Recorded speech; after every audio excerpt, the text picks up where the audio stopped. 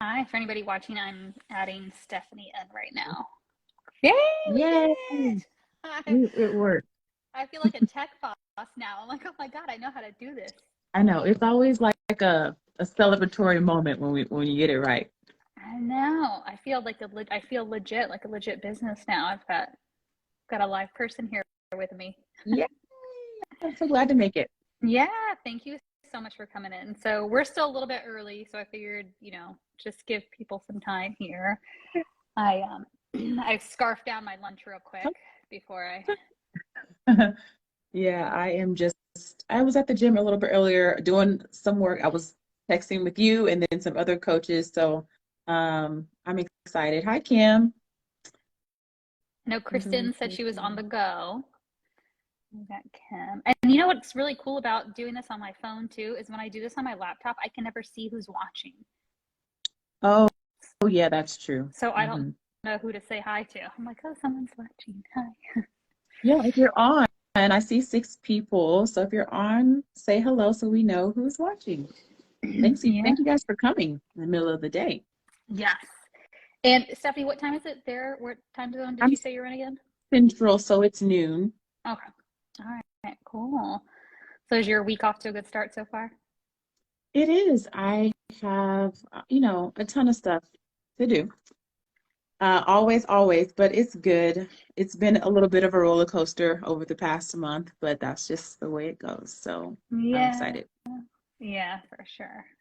Trying to see. So it's so weird. It'll tell me like who's viewing but it only shows me so many people in the your viewers. So Kim, hello, my dear. Hope your week is going well. Kristen, I hope errands are going smoothly for you. We'll give it just another minute here because I know we did have some more people that wanted to catch this, and then we'll get started. Yeah, thankfully we've got somewhat decent weather here this week. Not too hot, but nice enough to where I could actually sit outside earlier and try to get some stuff done. But last night my husband reminded me we have yet to get any Christmas presents. I was like, oh, let's not add to the anxiety right now. Remind me where you are I'm again? in Orlando. Oh, okay. Oh, that's cool. Yeah. Oh. All right. Well, it is 1 o'clock. So just in case we have anybody who pops on late, I want to respect your time too, so we can go ahead and get started.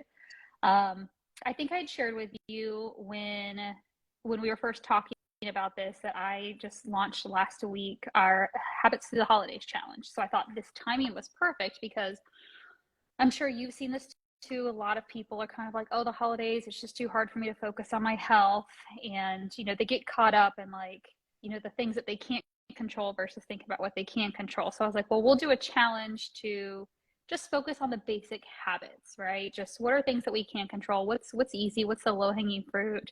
What's going to help you, kind of propel into the next year? So we started that. A lot of women have also said in the group that they feel like one thing they struggle with is consistency. So I thought with the Habits to the Holidays challenge, that this would be the perfect topic to talk about. So before we dive in, though, I would love for you to just kind of introduce yourself, how long you've been doing this, what you love the most, and just a little fun fact about yourself.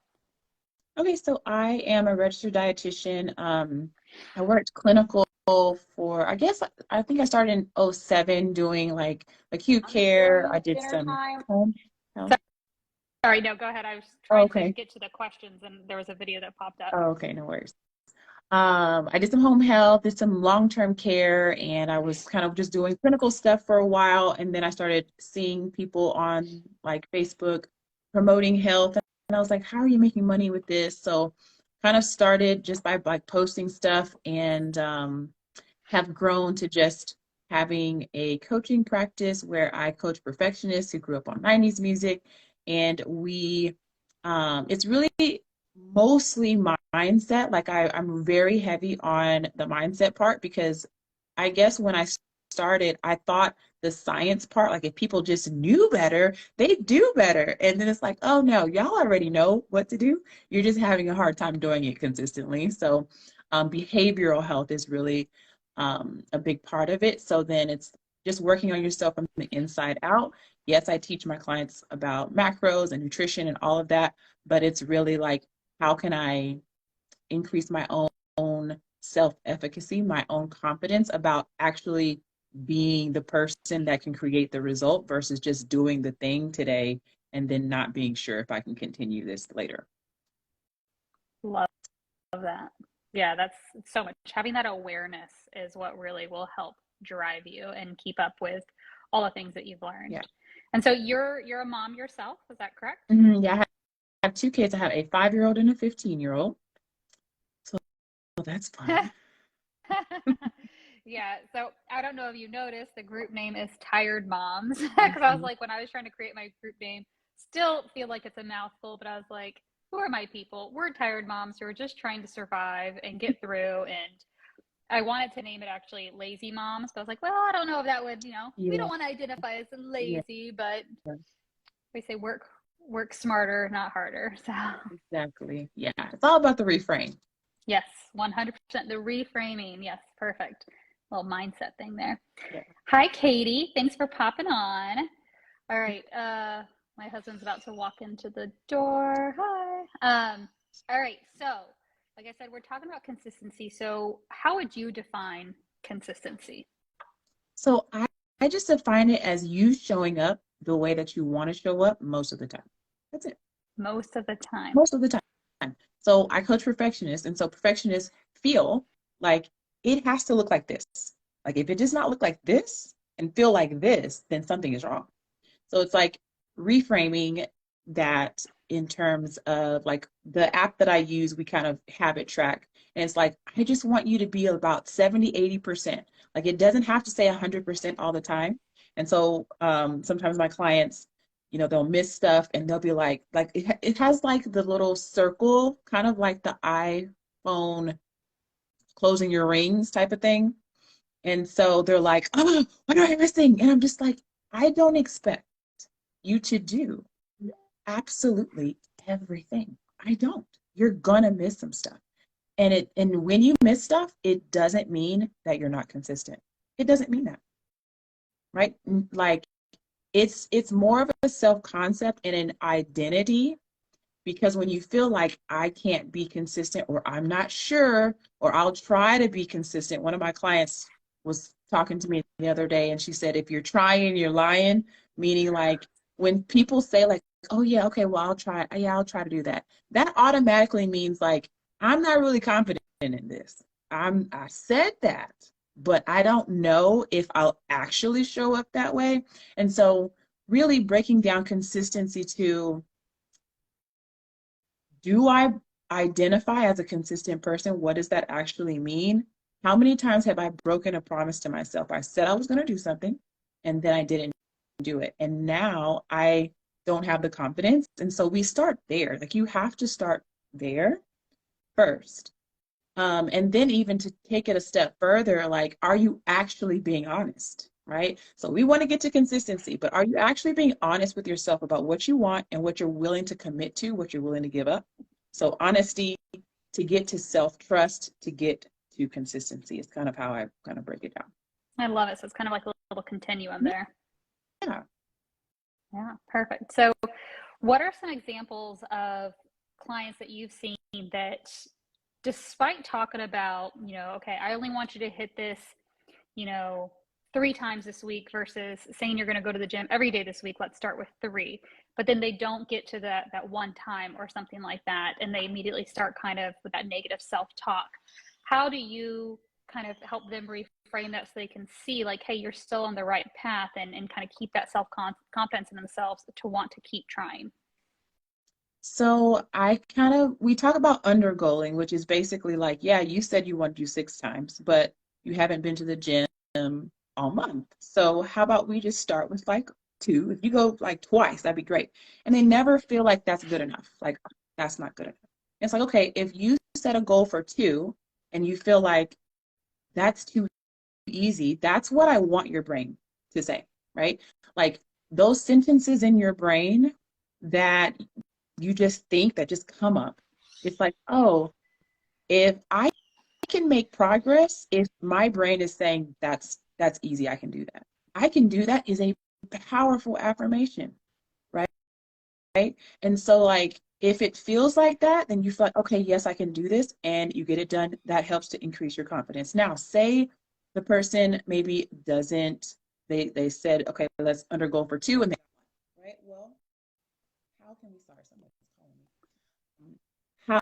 How can we understand what happened? So every week we do a check-in, like reflection, like, okay, what went well, what didn't go well, what would I have done differently in this situation, what would my highest and best self do, and then okay, let's try that again, let's try two again, and now I'm going to kill it, right? So it's just like letting go, like letting it go, right? So it's not the end of the world, doesn't mean anything about you. And so if somebody has a problem like letting that go, then we need to move deeper. Why?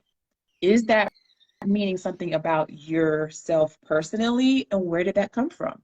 Who taught you that you were not able to make mistakes and that mistakes mean something about you, right?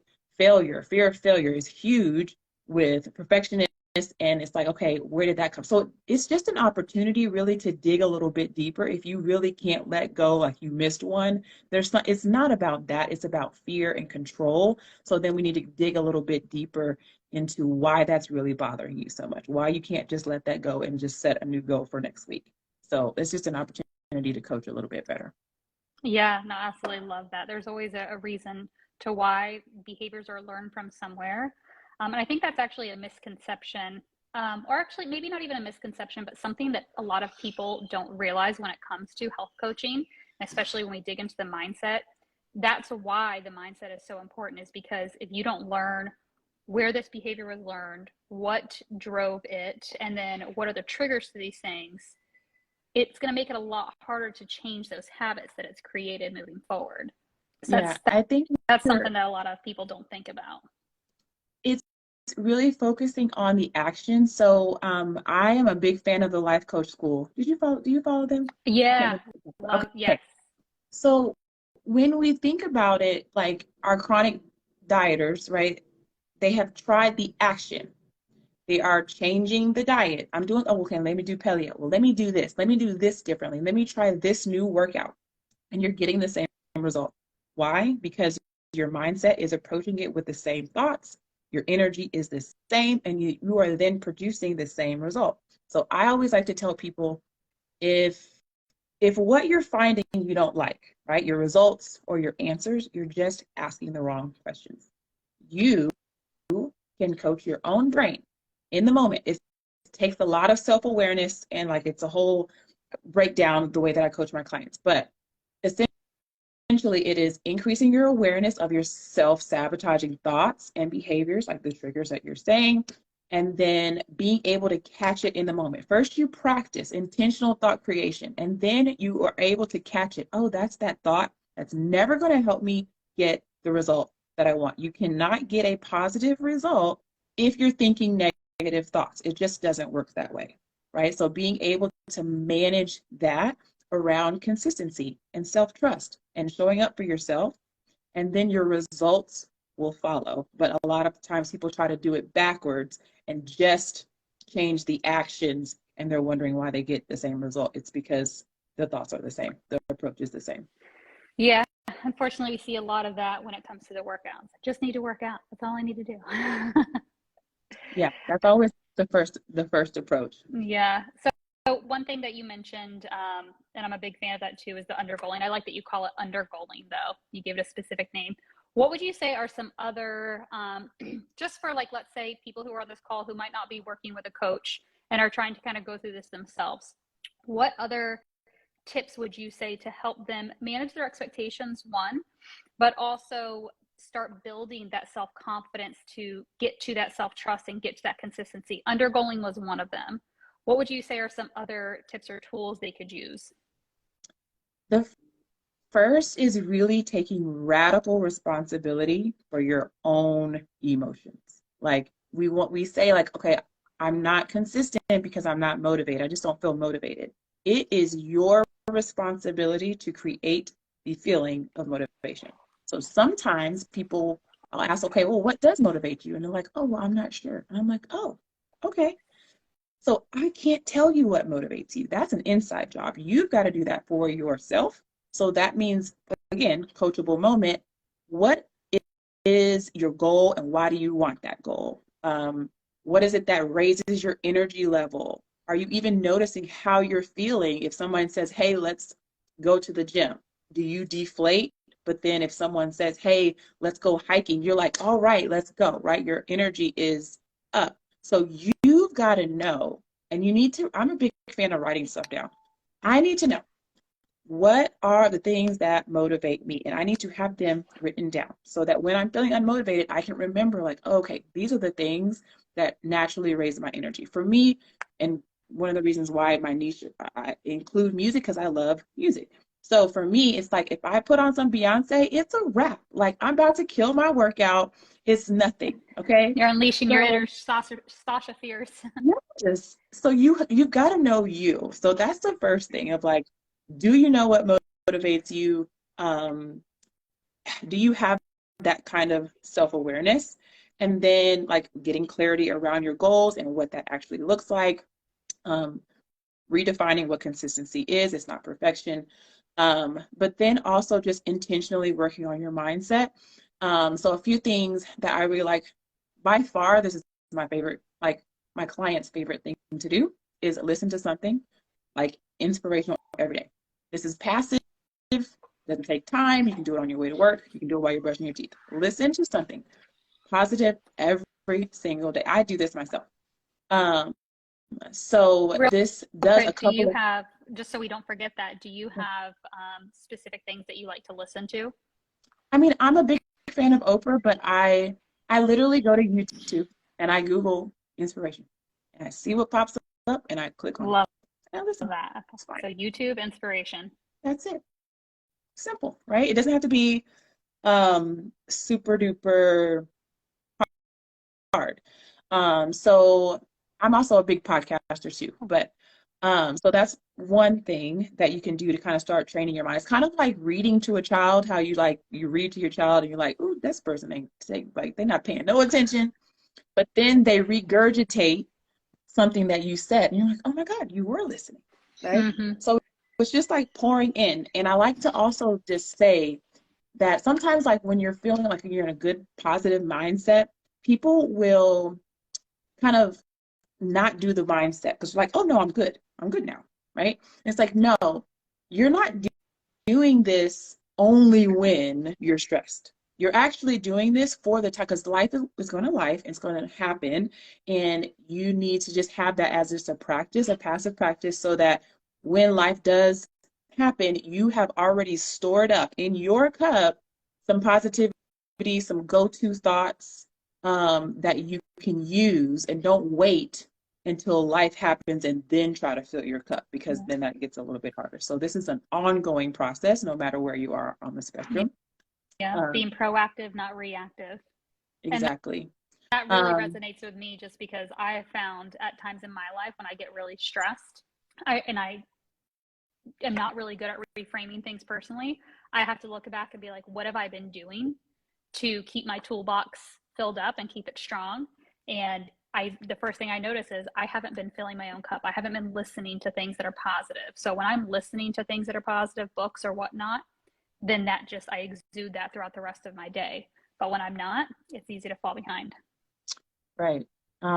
So for everyone, it might be something a little bit different, but I think knowing what that is, again, this is an inside job, like knowing what it is for you that gets you there really helps. Practicing gratitude. Um, Another big one too is like not resisting the present moment because a lot of times we're like we don't like the result that we have, and so we're wishing that this moment is different and thinking that happiness is somewhere in the future. Well, the future is fake. The future actually never comes.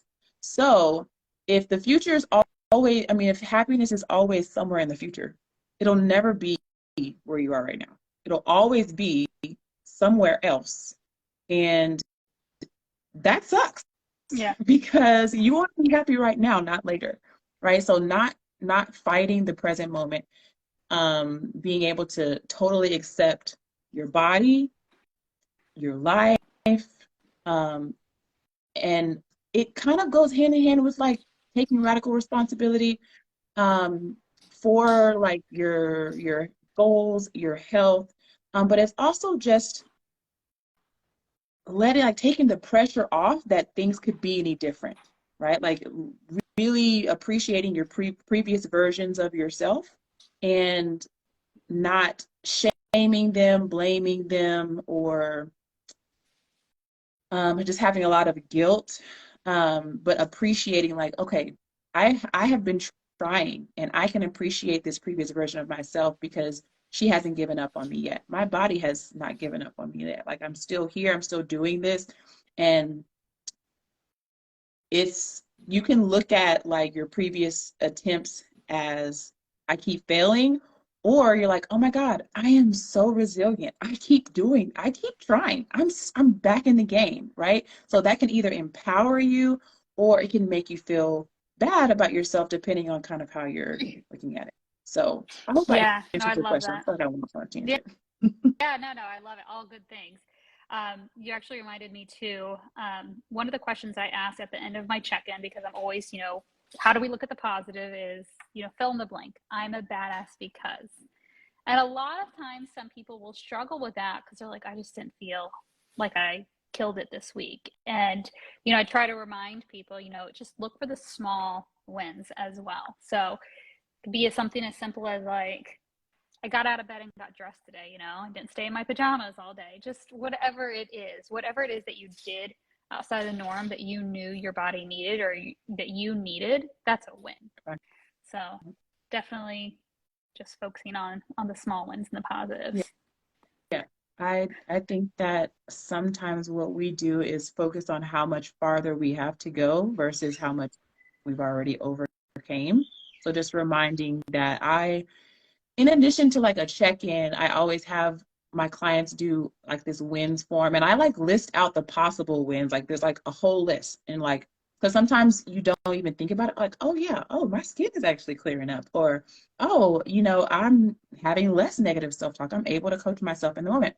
And then they can add their own if they want to, just intentionally making sure that we're keeping that top of mind because again, a negative thought is never going to give you a positive result. So counting your wins just gives you more wins. Yeah, absolutely. So to recap, kind of when it comes to the consistency, you have to, acknowledge what it is that you want. I love that you said, what is it, ra- Responsibility.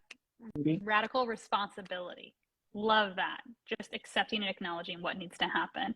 Starting to build that self trust in yourself by showing up for yourself. And as you keep doing that, that's what's going to build that consistency. But also giving yourself grace and recognizing consistency does not mean perfection. It just means continuous effort, right? Mm-hmm. Love Yep. that. Perfect. Well, thank you so much for sharing about that. I did want to dive into some of the questions.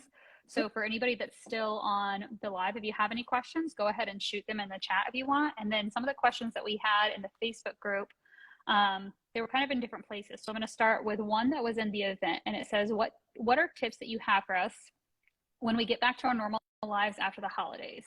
I know for me, when I have several days in a row of indulging all the holiday goodies, the cravings for those things tend to stick around for a week. What are some tips you have for getting past the cravings and staying strong into the new year? Okay, so I love this question. So what I like to do, I didn't have any calls the week of Thanksgiving. And what I did was we have to pre-plan. So before the holiday hits, or when you're traveling, like say you're traveling for Thanksgiving, but you know you're leaving on a Tuesday, like before you leave, make a plan. How do I get back on trip? First of all, how do I want to show up this week while I'm traveling, while I'm in my holiday? How do I want to show up? What's going to help me feel proud and like I'm still sticking to my goals, but then still living life and not being restrictive? And then what's my plan for getting back on track that next week? And what does that actually mean? It might mean that, yeah, I might be having a few leftovers that I probably wouldn't have had otherwise, but like one of my clients had gone on a cruise, and I was like, okay, how do you want to handle this? So we kind of mapped that out. You need a plan. This is how I'm going to handle this. This is how much walking I might do. Maybe I'm going to take my booty bands or something like that, and I'm going to do like some stuff if you're staying at a hotel, like how do you want to handle that? And there is no wrong answer, right? Like you don't have to be like on top of it, same schedule, eat that one Thanksgiving dinner and then back on track. There is no wrong answer. It's just what's going to help you feel like you're sticking to your plan. So make the plan, and then how are you going to get your groceries when you come back? Do you already know? Maybe you want to plan out, okay, this is what I'm going to have the next week to make it super simple, because you're probably going to be tired if you've been traveling. Make it super simple. If you have access, I don't go to the grocery store anymore. After the pandemic, I was like, I just order my groceries. So maybe I have my order already in and I can just order that, and then my groceries are delivered and I'm at home, and then I can just kind of start my week. But I think the pre-planning part will save you a ton. It doesn't take a long time, just pre-plan it. Love that. Big fan of pre-planning. The next question was tips for mindset around holidays with all the sweets and alcohol, especially at holiday parties where there's more peer pressure. Again, I think just pre-planning that and deciding how you want to feel, and so setting your intention. So the way that I describe intention is deciding ahead of time. You get to decide ahead of time how you want to pre-plan. And I had a client before that was like, oh, well, they have food at work. And I'm like, okay, like just because there's food at work, right? Just because someone offers you a cupcake, right, does not mean that you have to indulge in a way that does not suit your goals. So you can come up with some canned statements. We talk about boundaries a lot too, and setting boundaries. So here are my boundaries when I go to a work event where they're going to be having lots of things, and I know that my coworkers like to drink a lot. Here's my boundaries. This is how I want to show up. What are some statements that I can say that I'm not caught off guard? Let me write those down. Let me make sure that I'm really confident on my own boundaries. When you're confident on your own boundaries, other people have the opportunity to deal with their own feelings about your boundaries. But it doesn't feel as uncomfortable to set boundaries when you're okay with the boundaries. You got to get okay with the boundaries. And then when you set boundaries with other people, that's a loving thing to now I'm going to allow you to deal with your feelings about my boundaries. That is a loving relationship. So decide what you want to do ahead of time. Just because there's stuff there doesn't mean that you have to indulge. Again, coaching your brain. So let's say you're tempted. I always believe the answer, this is why I'm a coach, is the answers in the questions.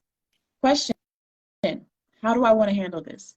What's going to make me feel proud right now, right? Like these are the questions you need to be asking yourself in the moment. This is why it's so important, intentional thought creation, to practice thinking powerful thoughts so that when you're in the moment, you can go back to those. So, yeah. Yeah. And I'll just add to that too. I had a similar situation with another client recently about the work temptations.